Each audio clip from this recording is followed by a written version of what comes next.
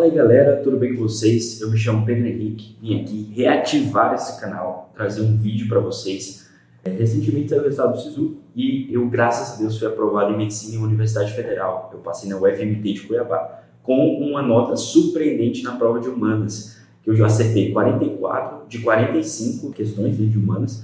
Foi um resultado muito bom e eu gostaria de compartilhar com vocês o que eu fiz ou as estratégias que eu tomei para conseguir uma nota excelente em Humanas. Eu confesso que eu não esperava que acertaria 44, mas eu sabia com certeza que eu acertaria mais de 40, mais de 41 acertos em Humanas. Principalmente durante a prova, eu estava com uma confiança muito boa. Eu quero passar para vocês de modo simples aqui, direto, o que eu fiz para conseguir essa nota. Talvez possa te ajudar, não, com certeza vai te ajudar. E se você colocar em prática, você vai conseguir também acertar uma nota muito boa em Humanas, ou pelo menos evoluir da onde você está. Então vamos lá, direto ao ponto. O primeiro tópico é base teórica muito boa. Você precisa fortalecer a sua teoria, principalmente nas matérias de Humanas. Não adianta, mas o Enem é interpretativo. Sim, o Enem tem muita interpretação e você consegue sair da maior parte delas com interpretação, para não dizer todas. Porém, isso vai levar muito mais tempo.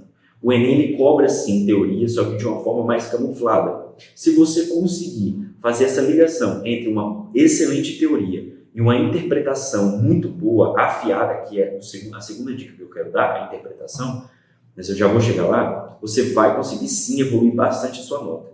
Não adianta, você pode interpretar muito bem, mas isso vai levar muito tempo para você resolver as questões para sair pela interpretação. Se você tiver uma base teórica, você vai conseguir fazer as questões muito mais rápido e com muito mais segurança. Busque livros, leia livros, veja videoaulas muito boas, preste atenção nas aulas, anote, jogue no Anki. O Anki é o aplicativo de revisão que eu usava, eu colocava toda a história e geografia lá no Anki e ia fazendo essas revisões periódicas que me ajudaram a fixar a teoria muito bem e chegar para o dia da prova confiante, porque eu tinha uma base teórica excelente.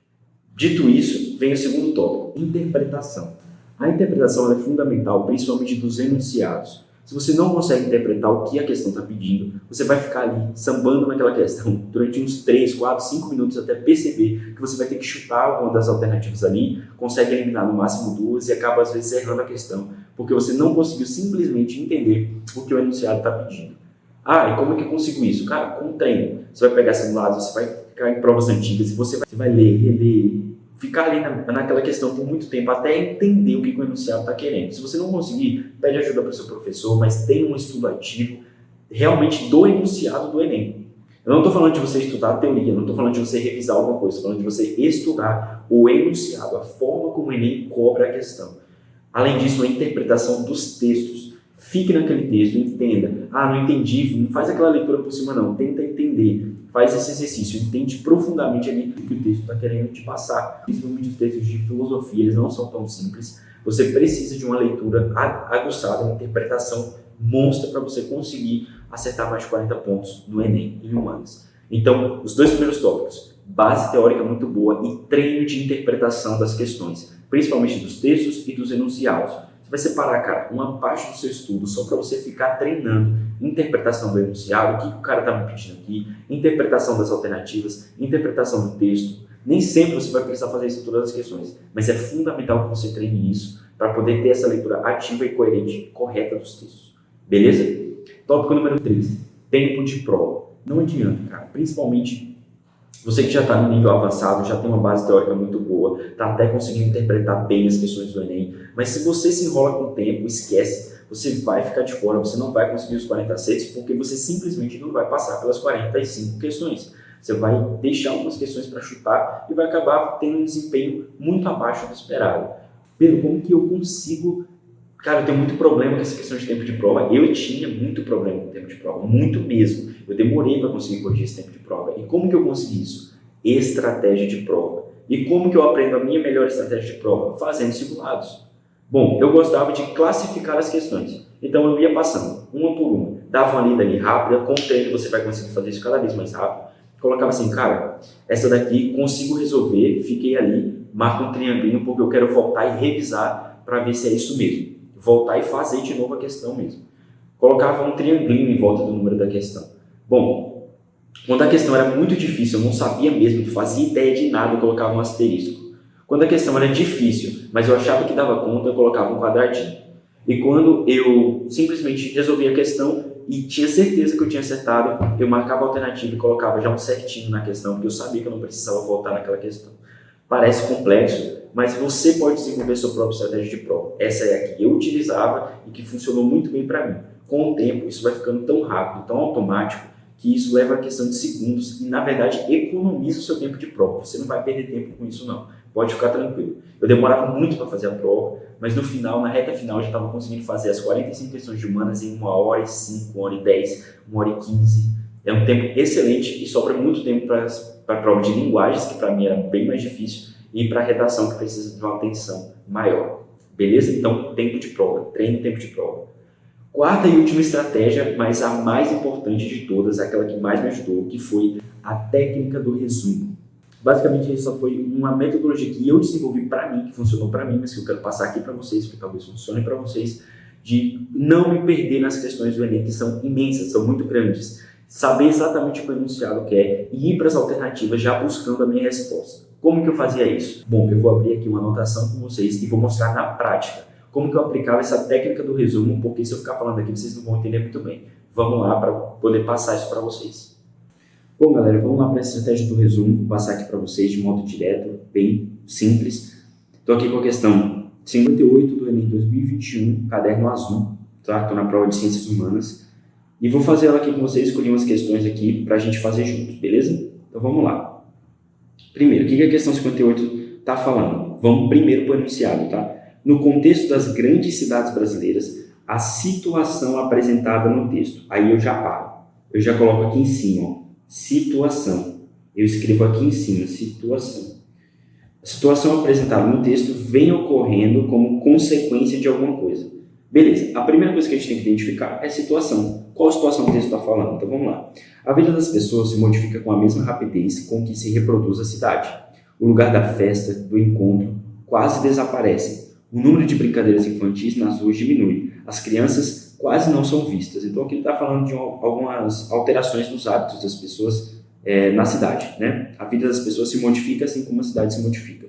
Os pedaços da cidade são vendidos no mercado como mercadorias, árvores são destruídas, praças são transformadas em concreto. Por outro lado, os habitantes parecem perder na cidade suas próprias referências. A imagem de uma grande cidade hoje é tão mutante que se assemelha à de um grande guindaste. Aliás, a presença maciça destes, ou seja, dos guindastes, das britadeiras, das betoneiras, nos dão o limite do processo de transformação diária do qual está submetida a cidade. Então, está falando de uma transformação da cidade e de uma transformação constante da cidade e também de uma transformação dos hábitos das pessoas que habitam nessa cidade. O que ele está falando aqui? Voltando para o enunciado. No contexto das grandes cidades brasileiras, a situação apresentada no texto, essa situação de transformação, que a gente já identificou a situação, vem ocorrendo como consequência ou seja, o que causa esse tipo de situação? Ela é consequência do quê? Vamos buscar nas alternativas. Manutenção dos modos de convívio social? Não, é uma alteração desses modos de convívio social, né? Porque está tendo mudanças. Preservação da essência do espaço público, não está preservando nada, cara. Ele está falando que está mudando, a cidade está em constante transformação. Ampliação das normas de controle ambiental, pelo contrário, está falando que o espaço ambiental da cidade está cada vez sendo transformado em concreto. Então, eu não estou ampliando preservação, controle ambiental nenhum. Beleza. Flexibilização das regras de participação política, que não está falando nada de político, de exercício político, tá? Que está falando de transformação da cidade.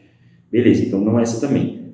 Agora, o que gera essa situação? Letra E. A alteração da organização da paisagem geográfica, sim. A paisagem geográfica está sofrendo uma alteração, a sua organização está mudando. Então, cara, de um modo simples, eu organizei, eu vi que o que eu precisava? Entender qual era a situação que ele estava me apresentando. Entendi essa situação, voltei para o enunciado, ficou muito mais simples, muito mais fácil, beleza? Bom, galera, e outro tipo de questão que eu gostaria muito de aplicar essa estratégia do resumo é esse tipo de questão aqui, ó, questão 49 ainda do Enem 2021, que traz dois textos, tá? Então, sempre que ele traz dois textos, eles discordam ou concordam em alguma coisa. Então vamos para o enunciado que eu vou passar a estratégia do resumo para vocês. Escritos em temporalidade histórica aproximada, ou seja, foi escrito em épocas próximas, os textos se distanciam ao apresentarem pontos de vista diferentes sobre. Então, os textos divergem em. A estratégia do resumo consiste em você colocar aqui, ó, diverge em. sobre o que eles estão divergindo, tá? É isso que você vai ter que ir para os textos agora descobrir. Bom, vamos ler. Portadores de mensagem espiritual do passado, as obras monumentais de cada povo perduram no presente como testemunho vivo de suas tradições seculares. Você está falando da importância das obras monumentais de um povo. A humanidade cada vez mais consciente, está falando que a humanidade cada vez mais consciente da unidade dos valores humanos, as considera um bem comum e perante as gerações futuras se reconhece solidariamente responsável por preservar. Você está falando que a humanidade se reconhece como responsável por preservar as obras monumentais porque elas são muito importantes. É isso que o texto está querendo dizer. Beleza? Impondo a si mesmo o dever de transmiti-las na plenitude de sua autenticidade. Ok. Então o texto 2 está falando que você tem que preservar. A humanidade se vê na obrigação e é responsável por preservar as obras públicas, as obras monumentais. Provavelmente o texto 2 vai discordar disso, porque diverge em, certo? Os sistemas tradicionais de proteção se mostram cada vez menos eficientes. Olha aí, falando, ó, não é eficiente ficar protegendo diante do processo acelerado de urbanização, de transformação da nossa sociedade. A legislação de proteção peca por considerar o monumento, até certo ponto, desvinculado da realidade socioeconômica. O tombamento, ao decretar a imutabilidade do monumento, provoca a redução de seu valor venal e o abandono, o que é uma causa, ainda que lenta, de destruição inevitável. Então, realmente eles discordam sobre essa questão de preservação de monumentos. Só isso. Beleza. Os textos se distanciam, lendo de novo o enunciado, ao apresentarem pontos de vista diferentes sobre o quê? Sobre a ampliação do comércio de imagens sacras, imagem sacra e imagem religiosa, que não está falando nada disso. Substituição de materiais de valor artístico não necessariamente é um valor artístico. Eu não estou substituindo nada, estou discutindo se eu vou preservar ou não. C. Políticas de conservação de bens culturais. É isso aí, bens culturais, os monumentos, eles divergem sobre essas políticas de conservação desses bens culturais. Vamos ler a D aí. Defesa da privatização de sítios arqueológicos, não está falando nada disso. Medidas de salvaguarda de peças museológicas, também não. Monumentos, são sobre as políticas de preservação ou não. Então, você vê que a estratégia do resumido realmente te ajuda a ir para os textos já procurando a resposta, se eles divergem, se eles convergem em alguma coisa, assim como na outra questão a gente fez o resuminho e já foi para o texto sabendo que a gente tinha que achar. Beleza? Essa é a estratégia que eu desenvolvi e que me ajudou a acertar 44 de 45 questões em humanos no Enem. Bom, galera, é isso aí. São essas 4 estratégias. Vocês viram aí como é que funciona a minha técnica do resumo, que eu acredito sim funcionar e pode funcionar para você e pode te ajudar sim. Tente isso, teste. Não acredite, você não precisa acreditar naquilo que eu estou falando aqui. Faça o teste você mesmo, depois você vem me agradecer. Beleza? Essas são as minhas dicas, foi o que me permitiram, me possibilitaram alcançar 44 de 45 acertos na prova do Enem e que pode te ajudar também. Você que já está até às vezes num nível muito bom, mas não consegue romper a faixa dos 40 acertos. Agora você tem as ferramentas que você precisa. Eu espero ter ajudado e até o próximo vídeo.